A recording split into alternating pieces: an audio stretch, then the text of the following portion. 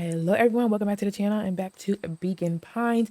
We are now on, I guess, this string of chapter 6. Last episode, we started a new trail or a new branch, if you want to call it. And we this time Beck and I went to the treehouse, met up with Rolo. So now we're all friends, and we told Rolo and Beck about Luca told them about him being snatched up and that he saw Gran in that hazmat suit that is the same suit that whoever snatched him up had on. So we still don't know what's going on, but we know something's up. It's kind of difficult to know. We got to remember what we saw in each string. So like, yeah, we know Gran is in the hazmat suit, and then we know the other two that she had met up with, I think in another track, perhaps. I don't know, but like, are they still involved? That hyena dude, I think he's still rotten, even though this is not the same track where he kidnapped Rolo. I still think that he rotten. So you can't change my mind on that. But anyway, let's continue on to see what this branch, I guess, has in store for us. Secret lair. Ooh, okay. Summer forged ahead, but the nights only seemed to grow colder. Luca walked home slowly under the pale starlight, cautious to avoid any more surprises lurking in the shadows. Reaching home, he slipped quietly into bed, half dreading what they might discover the next day. That's right. So at the end, they were supposed to, he said Gran was going to be leaving or whatever. And I think he was going to let them know when she left. And then they were going to come over to search the house. I think that's what happened.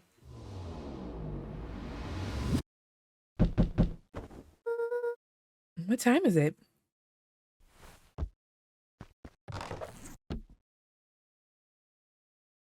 All right. So someone has been knocking on the door, just knocked on the door. Oh gosh. And they're still knocking. But I kind of want to just, because you never know what like tokens we might find, you know? So that's why I'm just trying to look. Okay. We are coming. Or I am coming, I should say. All right, let's just go to the door. Rolo, what on earth is that? Hmm? That ridiculous thing on your head. Oh, this. It helps me think. You're gonna need a lot more of those. Joke all you want. We'll see who's laughing when I crack this case wide open. The coast is clear? Yep. Whatever she's been up to this week, it's been keeping her busy most of the day. Very well. The game's afoot. Luca and Beck rolled their eyes as Rolo strutted across the room. If I were a Gran, where would I hide my deepest, darkest secrets? Perhaps where you might least expect it. Rolo flung open the cabinet with confidence. Aha! He coughed as a veil of dust hit his face. I think it's safe to assume anything that dusty isn't what we're looking for. Or maybe that's what she wants you to think. Then again, any good detective knows not to trust their first hunch. First hunches are for suckers.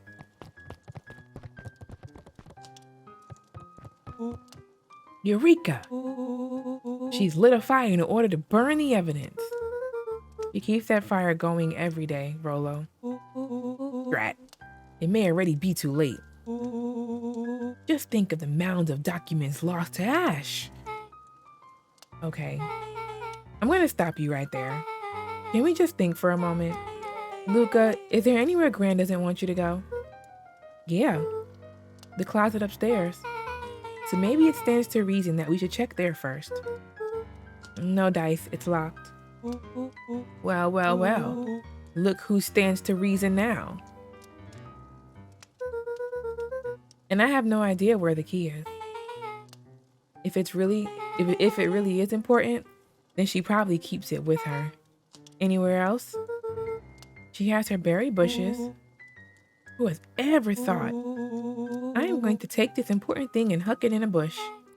True. Anything else? Maybe something out of the ordinary? Well, she is always worried I'll break her fancy dishware in the kitchen. But it doesn't matter anyway. I can't reach the A latch. look of realization crept onto Luca's face.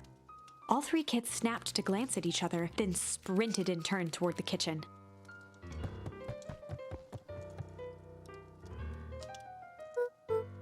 All right, Rolo. This is your time to shine. Ah, yes. You've called upon my expert detective skills. And now I shall proceed Before with... he could finish, Luca scrambled up Rolo's back. Hey, this isn't my idea of detective work. Every squad needs a good lockpick. And every good lockpick needs a sturdy head to sit on. This is beneath my standing. Stop complaining and hold still. Got it. The three crowded around the hutch to peer in. With the glass doors opened, a perfect porcelain display gleamed in front of them. Their eyes searched for anything amiss. But the only distinct feature was its impeccability. Well, that was anticlimactic. Yeah. I don't really know what we were expecting. Like, oh hey, let me just yank on this random teacup As Beth and... pulled on one of the teacups, it slanted forward with a hollow. Oh my gosh. The entire hutch began to rustle and slide under its own power. Oh snap. Seems like your grand has been doing some remodeling. Dude, only 2 types of people have secret lairs. Evil masterminds and superheroes. So which one do we think she is? We're about to find out. So is this called secret lair on purpose, or is it supposed to be secret lair? Like, I'm waiting to find that out.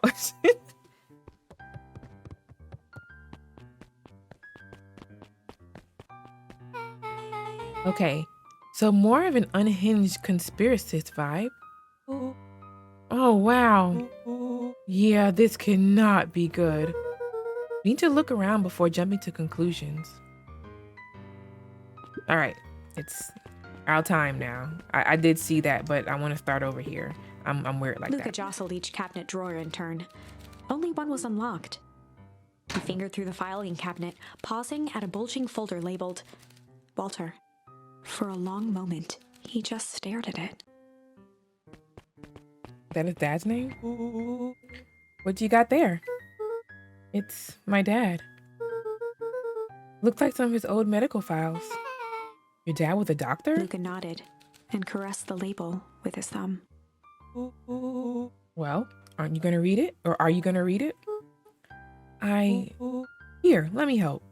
Rolo swiped the folder from the drawer and began leafing through the pages. He whistled to himself, barely looking at the text. How about you actually read some of it? One sec. Dense documents such as these are a lot like cheeseburger. It's best to skip straight to the middle. That's where all the meaty bits live. Wow, I had no idea we were in the presence of a preeminent scholar in dense documents. And cheeseburgers. By all means, proceed. He stopped at a page and mimed, holding up a monocle. Ah, here we are. Follow-up examination of Terrence Wilby. Patient shows further signs of paleness and malice. Did I say it? Malice? I don't know that word. I have no idea what that word is. Body temperature continues to drop. He now describes soreness of muscles and joints. This is similar to the symptoms exhibited by Miss Wilby just a few days past. Still waiting on lab results from Joseph. Rolo looked up with heightened surprise. See? Creepy. Yeah, that's kind of disturbing. Who's Joseph? That's Mr. Nuncreed's name. Wait, Rolo's finger traced across the page. there's more scribbled in the margins. Could it be contagious? Mr. Wilby claimed the tap water at his home has been contaminated. Perhaps environmental? Lab results only raise more questions. It's like he came back to this report later and made those notes. So it might be related to something else. Rollo scanned through several more pages. Here, the writing looks shaky. I just couldn't help her. This disease, or whatever it is, progresses so fast. And with his wife passing, Terrence's condition follows close behind. Exacerbated by the loss. Enough is enough. I need to take matters into my own hands. Luca, staring blankly at the cabinet this whole time, spoke softly. What does it say next? Rollo rustled the folder, trying to loose more pages. What if his dad's death was what if he was murdered? That's where it ends. What? There has to be more. Luca frantically shoved the remaining cabinet folders, trying to find another labeled Walter. Luca, I think that's the only one. It's alphabetical, see? What did he mean enough is enough? How did he take matters into his own hands? This is BS. Luca slammed the drawer shut. A spider web of string connected photos of people from the town, interspersed with hastily scrawled notes. Well, she sure has kept herself busy. Is your gran a serial killer? 'Cause I'm starting to get a vibe. Don't be ridiculous. Sure, she's just tracking the movements of everyone in town. Out of the kindness of her heart, she put little symbols by some of them. Yeah, with their nun creed has a check mark. The clipboards are all inside a big circle. My moms are both on here. Both with question marks. Gus Valentine has a question mark. Eris has a question mark that's been crossed out. Mr. Kerr has a bullseye. The killer has chosen her next victim. Really, Rollo? We don't know what any of that means, or this means. Whatever it means, it's probably not good.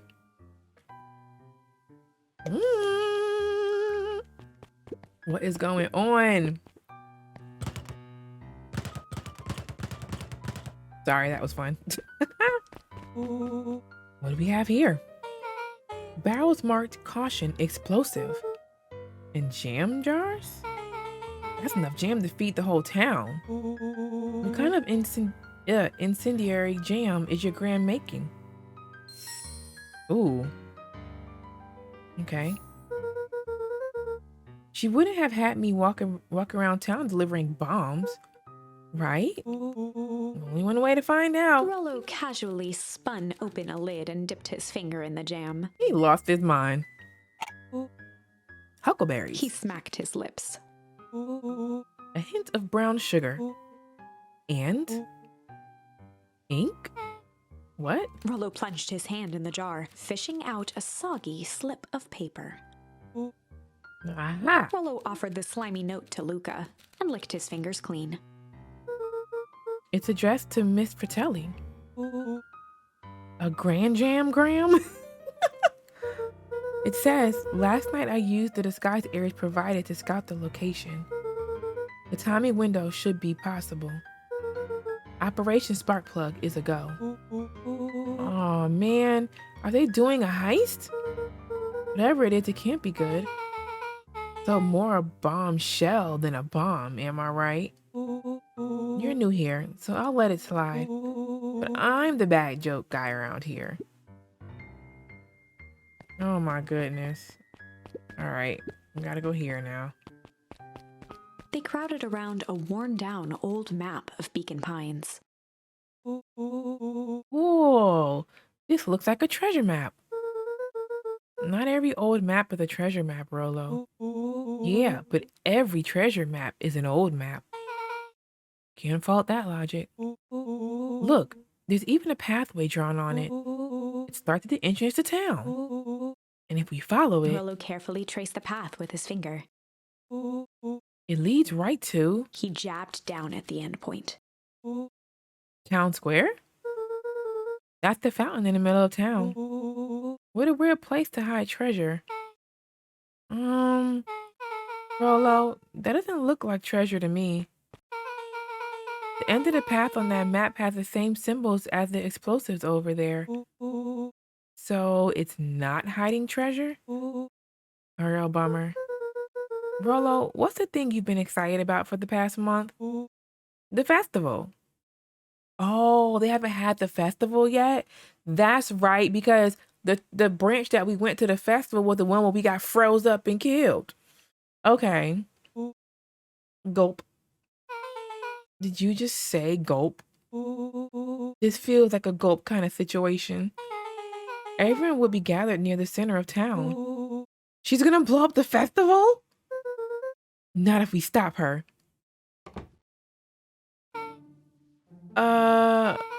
What was that? Oh, have mercy. Luca looked up from the map. No! Are we caught? What was what? No, I heard it too. That was the front door. There's no way they can get upstairs on time and close that bookcase or that cabinet. Which means someone just shut the door. Which means someone's upstairs. Shh, quiet.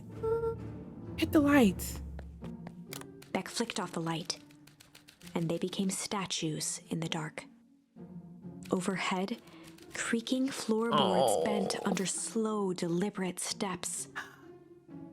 This don't sound too good for us, y'all. The kids looked up, the tilt of their necks following each footfall. I don't like this at all. Then suddenly, it stopped. This is why I don't do scary movies anymore, y'all. Like, this suspense is like twisting and turning my gut right now. Without realizing, they'd been holding their breath. All three exhaled shakily and glanced at each other. A muffled male voice broke the silence. Hello? Oh, that's dude. The dude who we delivered the jam to. A final few footsteps reached the entrance above them, and the voice now echoed down the stairs. Anyone down here? Or down there? The three kids shuffled to the corners without a peep. As he began to descend the stairs, the man's voice punctuated every new step. Thump. Yoo-hoo. Thump. I'm not here to hurt anyone. Thump. I'm just here to help. Just Thump. At the bottom step, the man paused, squinting to search the room for signs of life. huh? Guess it's nothing. Rollo shifted suddenly. Luca gave him an intense, chastising look and whispered through clenched teeth. Don't. It was too late. Rollo was already inching toward the stairway. He screeched as he charged toward the shadowy figure. What are you doing, Rollo? Flaming chicken coop! With all his weight, Rollo tackled the man to the ground. Rollo? Mysterious creepy man? Anyone there? From the dark corner, they saw something move. Well, I didn't know if I had it in me. But there was only one way to find out. Holy crap, Rollo, that was awesome. Wait, did you just kill that person? Luca scrambled to the hunched figure on the ground. Pressing his fingers to the man's neck, he sighed with relief. Oh. You sure clobbered him good, Rollo. Y'all, I was like, did he just kill him? He's knocked out cold. As Beck flicked back on the light, Luca and Rollo both gasped in stereo. Yep, I can't remember his name, but yep, Mr. Tolliver. Oh my gosh, it's not the end? Chapter 7. Ooh, it's not the end, y'all. Oh my goodness. I panicked. I was like, we're dead. Okay. Well, y'all, I'm going to end it here because I think that just, my nerves.